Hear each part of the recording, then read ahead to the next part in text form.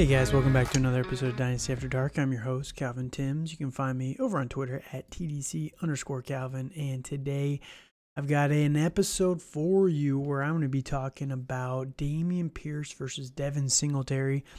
Both of these guys are going to be competing in Houston for the starter's role, and I wanted to talk through some of the dynasty implications on these two guys because it's been all over Twitter last couple days, and I've kind of done a little bit of a deep dive here, and I felt like this was the perfect time to get it out there. So let's jump right into that. And first, let's talk about what we expect from these two guys. So I've done a deep dive, like I said, on all the rookie quarterbacks over the last couple of years, and I calculated their average passing attempts per game on the whole season, only in games where they started the whole game. I don't want to include the games where they came in at halftime or something like that and, really skew the averages that way.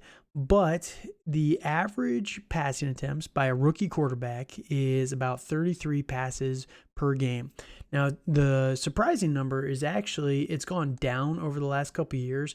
You go back to 2020, just a couple years ago, Herbert, Burrow, those guys were averaging about 40 per game. They're really kind of bringing this number up a little bit.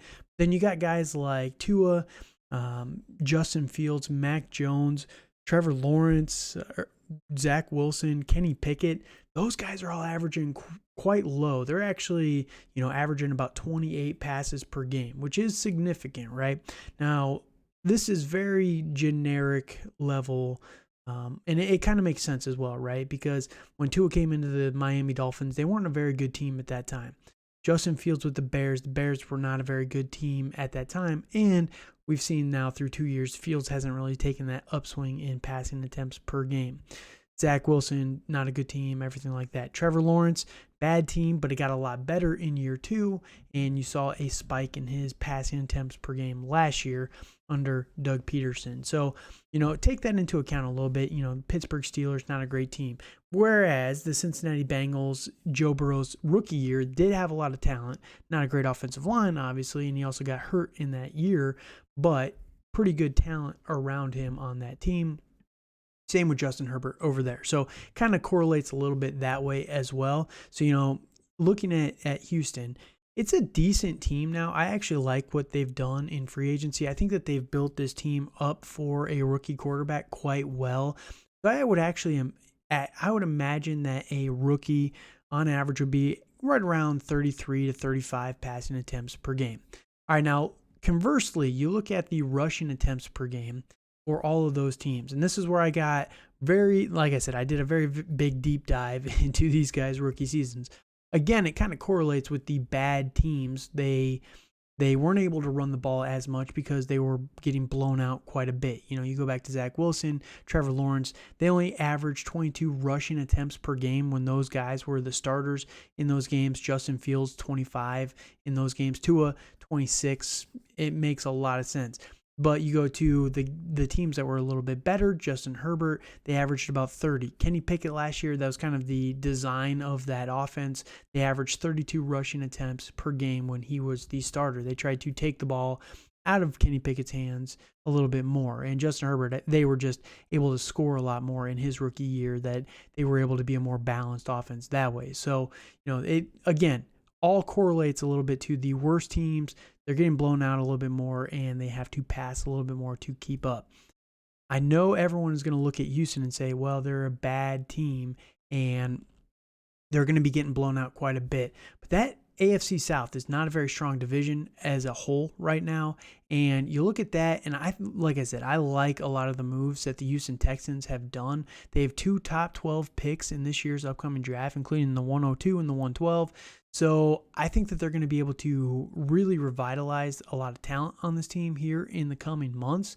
They've already added quite a few weapons on the offensive side of the ball. They did get rid of Brandon Cooks, but they've still got Robert Woods. They've got Nico Collins. Hopefully John Mechie coming back. They've added Devin Singletary, Dalton Schultz. So there's a lot of skill players on this team. The offensive line is not the worst in the NFL, but they've got a new head coaching staff. Now, this is where the deep dive gets a little bit more interesting.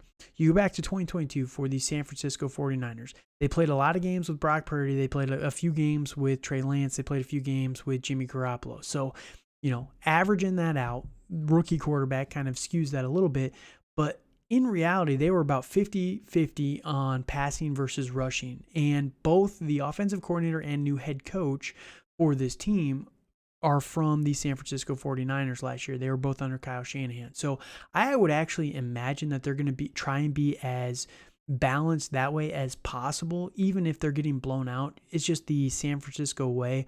They're going to try and run the ball as much and as efficiently as possible.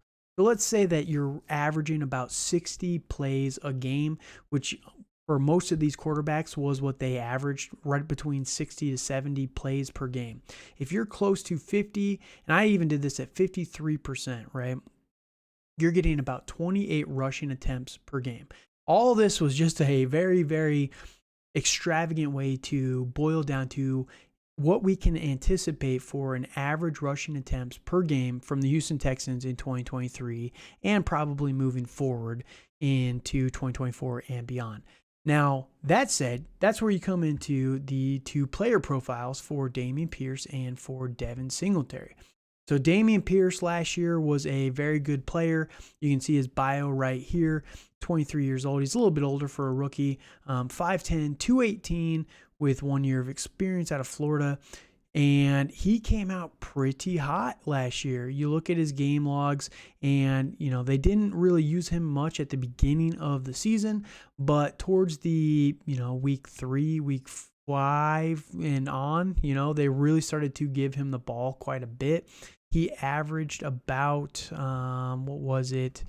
Oh, I did the math earlier. Let me do it quickly. He averaged about 17 carries per game in the games that he played last year. And there's the big stat of, when he was over 20 carries, he was very good for fantasy football. When he was under 20 carries, he only had a couple games where he was decent, but for the most part, and you can see it here if you're on YouTube. If you're on Spotify or Apple or Google or any of those places, please come check out the YouTube channel at Dynasty After Dark YouTube channel. You can see a lot of the graphics that I'm doing here with you guys today. But yeah, when he had less than 20 carries, he did seem to struggle for fantasy football. So what does that mean going forward? So there's about 28 carries per game, right? You look in Devin Singletary, and he had about 178 attempts last year, which with the Buffalo Bills, they just don't run the ball very much. That's kind of the problem. It averaged out to about 10 carries per game, but he was very heavily involved in the passing game, where Dameon Pierce was okay in the passing game, but all expectations are they're going to get Bryce Young, and again, they run about 60 plays per game, 60 to 65, and that is about 1,000 plays in a season, give or take, and you're running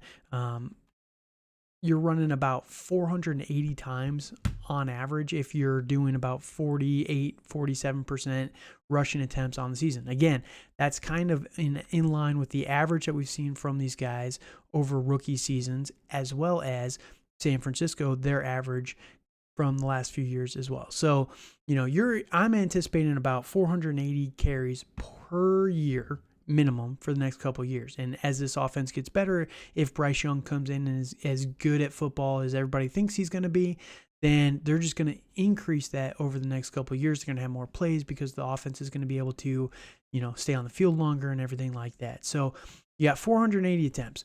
Last year, Dameon Pierce had 220. Devin Singletary had 178. If you did nothing to either one of those guys' workloads from a carry perspective, that adds up to 398, just under 400 attempts. One of these guys, if not both of them, is going to get probably a few more attempts, and they're probably going to have a third guy, Mike Boone or somebody like that, as a rotational piece in there as well to get about 50 carries, something like that. So all of that said, what does that mean for Devin Singletary and Dameon Pierce for fantasy football? This is the deep dive that I've been doing, and essentially what it all boils down to is I think both of these guys are going to be RB20s, give or take, in the next couple of seasons.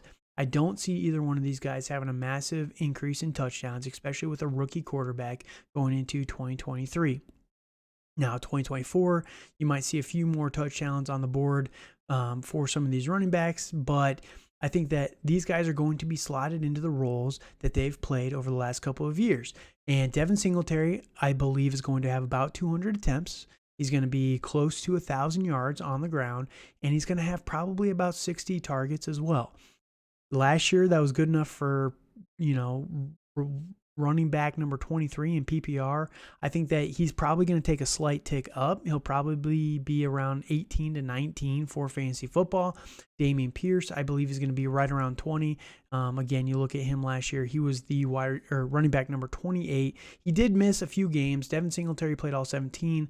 Dameon Pierce only played 13, and he was on a pretty good pace before that. But only 4 touchdowns on the ground. I don't see that increasing heavily next year as well, again, because of the fact that, they're going to have a rookie quarterback in there and they're going to be learning, and there's going to be some learning curves and growing pains there. So ultimately, I believe both of these guys are worth an early second round pick. You're getting a top 24 running back 2 guaranteed. I don't think either one of these guys has running back 1 upside without an injury to the other guy. I don't think you can easily project either one of these guys having a massive uptick in usage based on what we've seen from these guys in the past. Now, again, this is kind of the deep dive that I did, breaking down the carries for these guys, what's going to be available. And again, if you're getting I think it is about right. Again, we're going to have approximately 28 rushing attempts per game.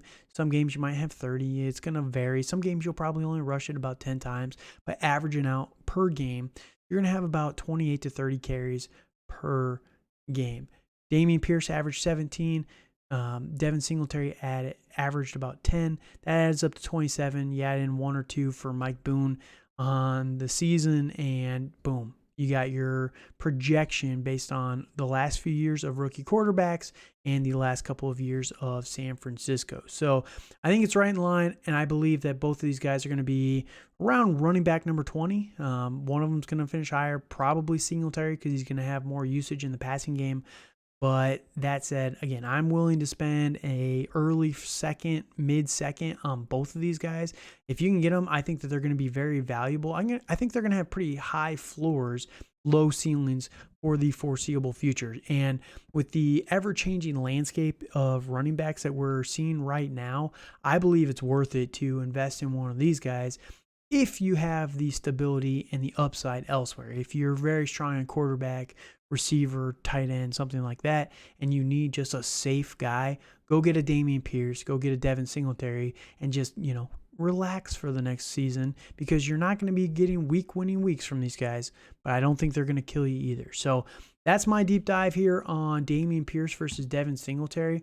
If you can, let me know your thoughts in the comments down below on YouTube. If you're on Spotify, Apple, Google, like I said, anywhere that you're listening to this, if you can, just leave a comment, a subscription, like, 5-star review, whatever it is. Everything helps with the podcast, trying to grow it. And hopefully we're going to have a couple of guests in the next couple of days. We've got a lot of content planned for the next couple of weeks, and I'm very excited for that.